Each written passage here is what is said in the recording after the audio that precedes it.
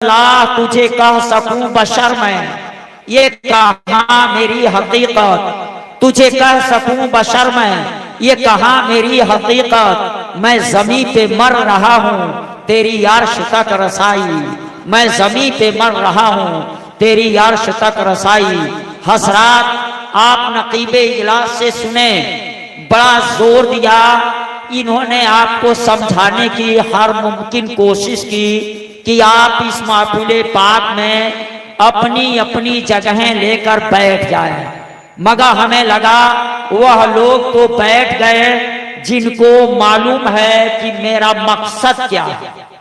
जी, मेरा मकसद अपने घर से मैं क्यों आया हूँ, किस लिए आया हूँ, वो अपनी जगहें लेके बैठ गए। जिनको ये मालूम है कि इस महफिल पाक का मकाम क्या है, इसकी अजमत क्या है, वो तो अपनी जगह लेकर के बैठ गए। मगर जिनको पता ही नहीं है कि इस जिक्र की महफिल का मकाम क्या है, इसकी बुलंदी क्या है, वो इधर उधर टहल करके, जितने लोग यहाँ बैठे हैं कहीं इससे ज्यादा लोगों को मैं देख के आया हूँ रोड पे टहल कर। क्या बात, वो भी अपने घर से आए हैं और यही कह के चले होंगे फला जगह जलसे में चल रहा जी, दीन की बातों को सुनूंगा, मगर उन्हें अपना मकसद याद नहीं रहा।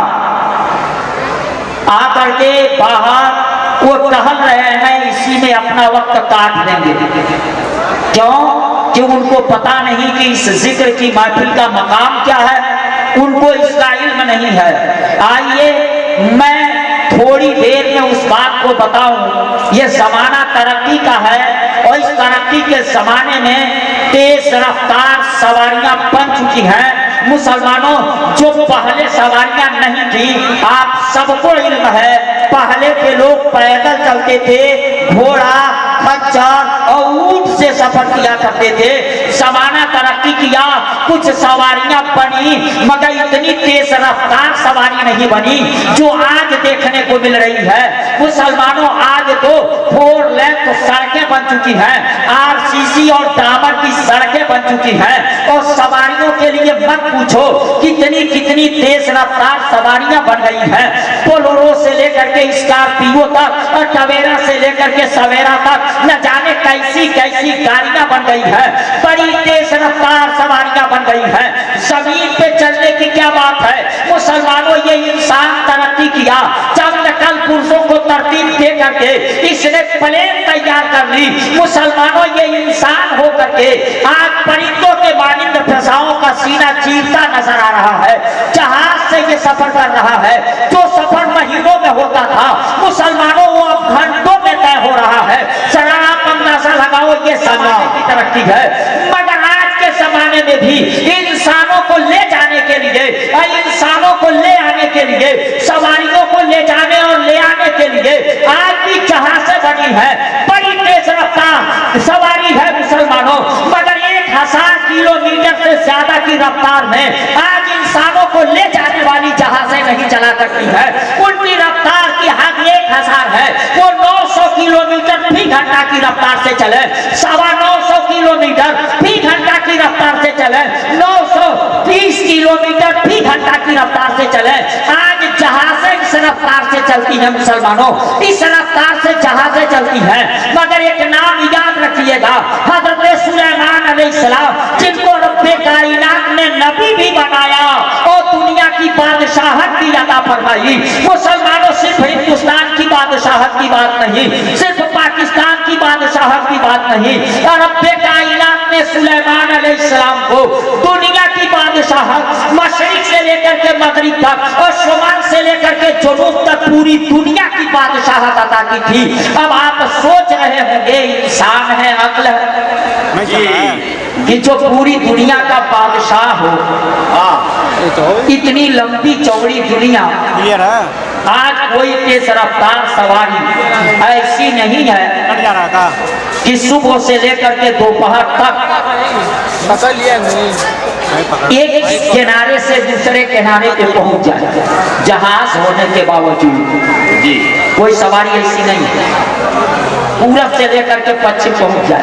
फिर वो हो जा रहा है चलाइए अपनी चलाइए। तो पूरी दुनिया की बादशाहत सुलेमान अलैहिस्सलाम को मिली थी।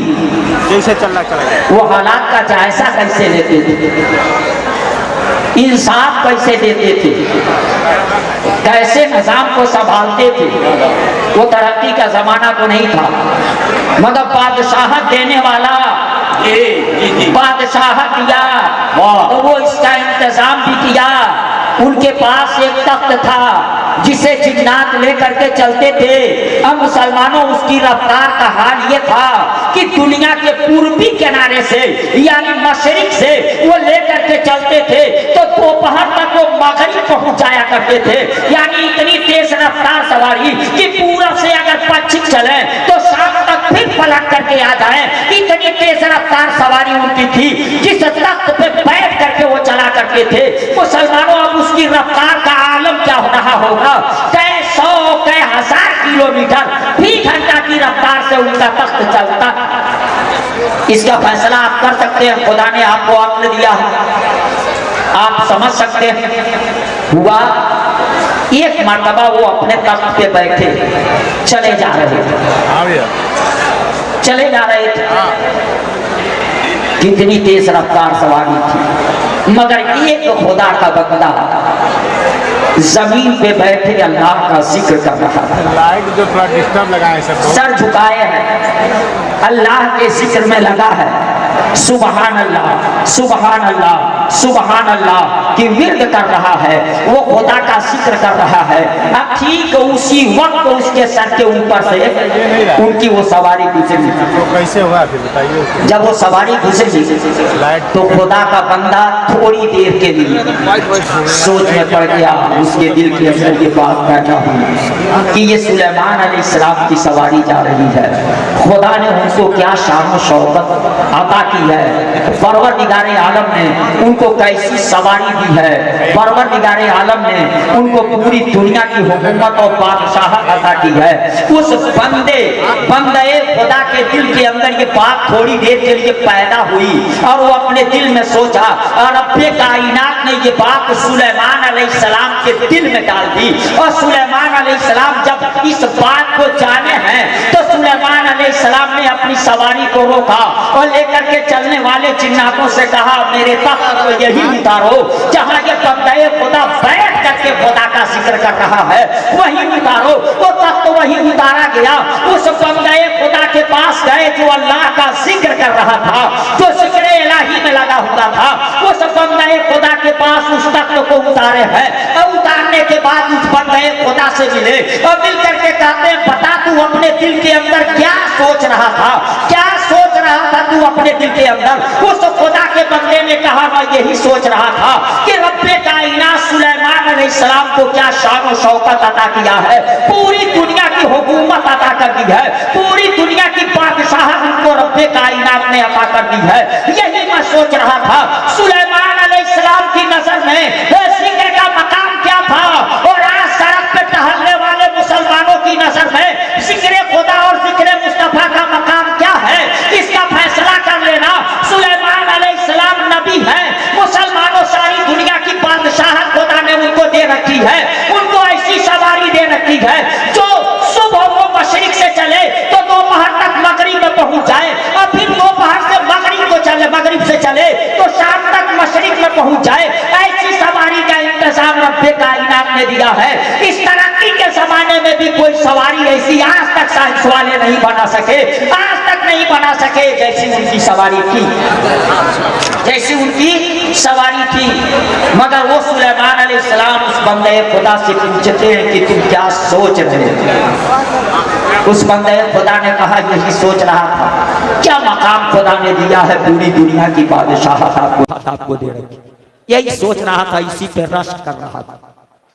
हजरत सुलेमान अलैहिस्सलाम ने कहा, तू जो जिक्र कर रहा था वो जिक्र मेरी बादशाहत से भी, इतने बड़े मुल्क की बादशाहत से भी बेहतर जो तू काम कर रहा था, जो जिक्र खुदा कर रहा था, वो जिक्र खुदा है। जरा आप अंदाजा लगाओ, यहाँ जिक्र की महफिल रचाई गई, खुदा और रसूल का जिक्र होगा, दीन की बातें पेश की जाएगी, और ऐसी सूरत में मुसलमान आकर के टहल करके इतना कीमती वक्त, ये गोल्डन चांस, ये सुनहरा मौका जो कभी कभी मिला करता है, मिला है, और इसको भूना ना पाए, इसमें बैठ करके अपना नसीबा जगा ना पाए, तो मुसलमानों ये उनकी कमी कही जाएगी कि नहीं कमी कही जाएगी।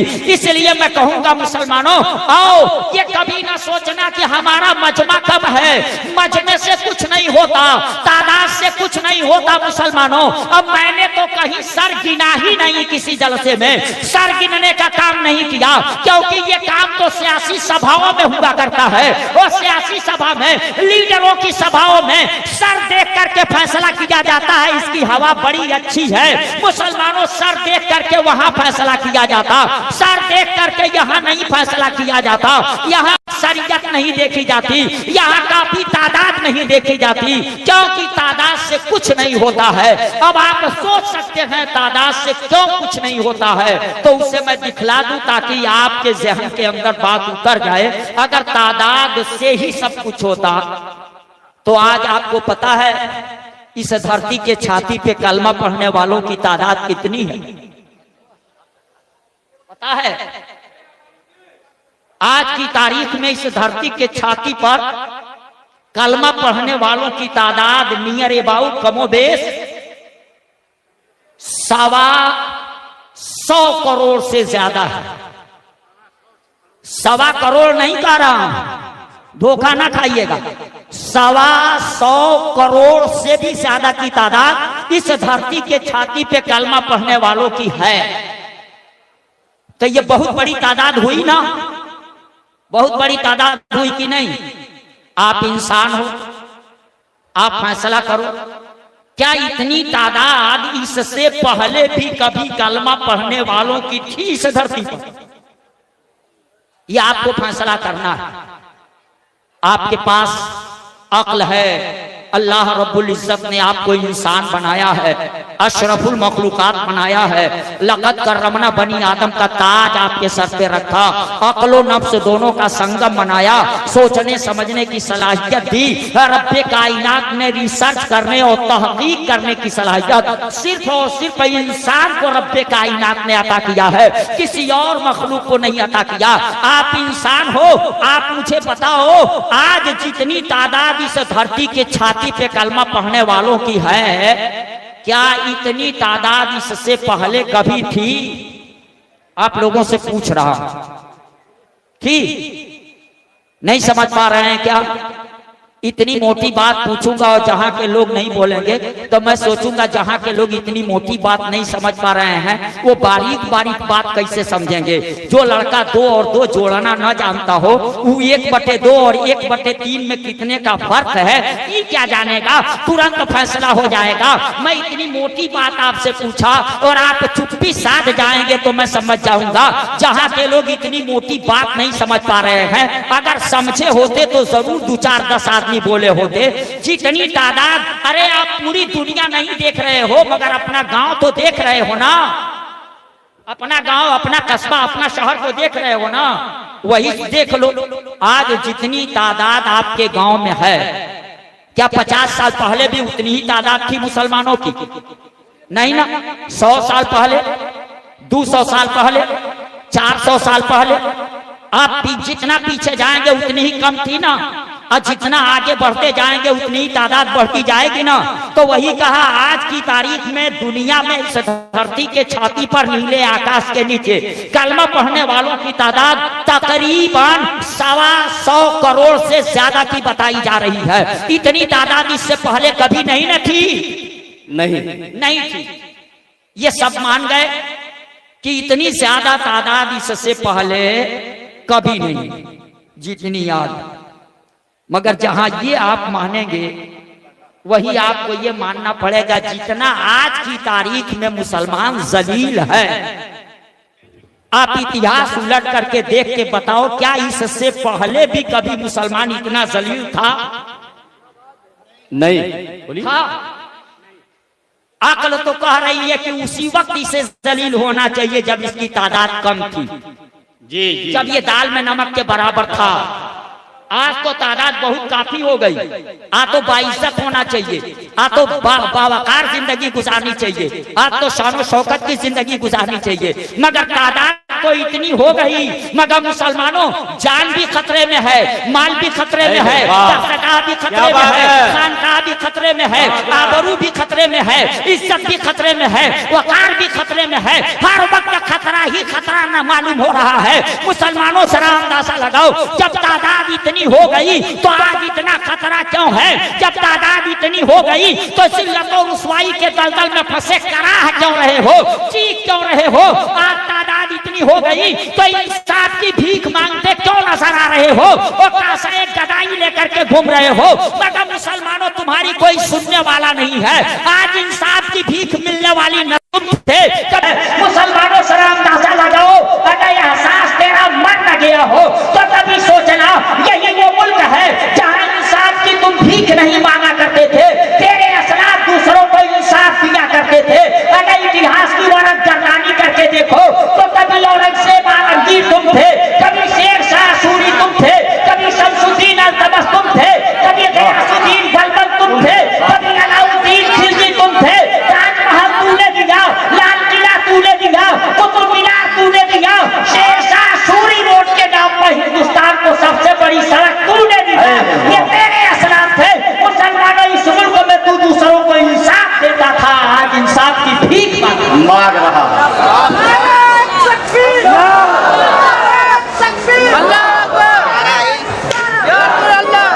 और इसमें जिसमें से यूज होता है। जिंदाबाद जिंदाबाद, अल्लाह अकबर, माशाअल्लाह, बहुत उम्दा, बहुत हसरा गौर करना, अपनी कमी को महसूस करना। जो नाम मैं गिनाया वो चपरासियों के नाम थे, बादशाहों के नाम। इस मुल्क के ताजदार न थे। क्या कमी आई? जहां आपके असलाफ इस मुल्क में ताजदार थे, आज वहां आपकी हालत इतनी पद से पदतर हो गई। तारीख देखेंगे तो वो ताजदार होकर के भी दीनदार थे, नेटवर्क चेंज किया गया है, अब आप ताजदार होकर के भी दीनदार थे। वो बादशाह होकर के भी मस्जिद से उनका रिश्ता मजबूत था, बादशाह होकर के भी कुरान से उनका रिश्ता मजबूत था, बादशाह होकर के भी दीनी तालीम से उनका रिश्ता मजबूत था, बादशाह होकर के भी सौमो सलात के वो पाबंद थे। मगर ये बादशाह होना तो दूर की बात है, 50,000 की एक गुमती लेकर के बैठ गया। और अगर मौलाना साहब कहें कि मस्जिद में नहीं पहुंचते तो कहता अरे मौलाना साहब मुल्ला की दौड़ मस्जिद तक, आपका वही काम है तो आपको फुर्सत मिल जाती है। आपको क्या पता है हमारी दुकान पे लोगों की इतनी भीड़ लगी रहती है कि हमको मौका ही नहीं मिलता कि मैं मस्जिद में पहुंच करके नमाज 5 वक्त की अदा कर सकूं, वक्त से नमाज पढ़ सकूं। मैं सोच में पड़ गया तेरा ईमान कितना कमजोर हो गया है। तेरी 50,000 की गुमती तुझे नमाज पढ़ने का मौका नहीं देती है। और शमसुद्दीन अल्तमश हिंदुस्तान का ताजदार था। मुसलमानों, हिंदुस्तान के बादशाह का नाम और आज के हिंदुस्तान की बात नहीं करता। आज के हिंदुस्तान नक्शे में छोटा है। जिस हिंदुस्तान के ताजदार शमसुद्दीन अल्तमश थे वो हिंदुस्तान बहुत बड़ा था, क्योंकि बांग्लादेश भी उसी में था, पाकिस्तान भी उसी में था। ये सब मिलकर के जब एक हिंदुस्तान था, उस हिंदुस्तान के बादशाह का नाम शमसुद्दीन अल्तमश। मगर मुसलमानों, आपको मालूम होगा ख्वाजा बख्तियार काकी रहमतुल्लाह ताला अलैह की नमाज़े जनाजा में पहुंच करके शमसुद्दीन अल्तमश ने बता दिया कि मैं ही वो बादशाह हूँ कि इतने बड़े मुल्क का बादशाह होकर के असर की सुन्नत मेरी नहीं छूटी है, पढ़ने का मौका नहीं देती है। तेरी 50,000 की दुकान तुझे 5 वक्त फुर्सत नहीं देती है कि तू नमाज पढ़ सके। और शमसुद्दीन अल्तमश को इतनी बड़ी हुकूमत फिर भी फुर्सत मिल जाती थी, उनको मौका मिल जाता था कि 5 वक्त की नमाज वो पाबंदी से पढ़ते थे। अब उनकी असर की सुन्नत कभी छूटी नहीं। माशाअल्लाह। नमाज़े जनाजा के लिए यही बात रखी गई थी कि नमाज़े जनाजा वो पढ़ाएगा जिसकी असर की सुन्नतें कभी छूटी नहीं। क्या बात है, वाह, सुभान अल्लाह। कभी छूटी ना हो। वो ताजेदार तादाद की बुनियाद पे नहीं थे, तादाद की बुनियाद पे वो बादशाह नहीं थे। ताजेदार वो थे, या वो इज्जत की जिंदगी जो गुजारे वो तादाद की बुनियाद पे नहीं, रब्बे कायनात इज्जत देता, रब्बे कायनात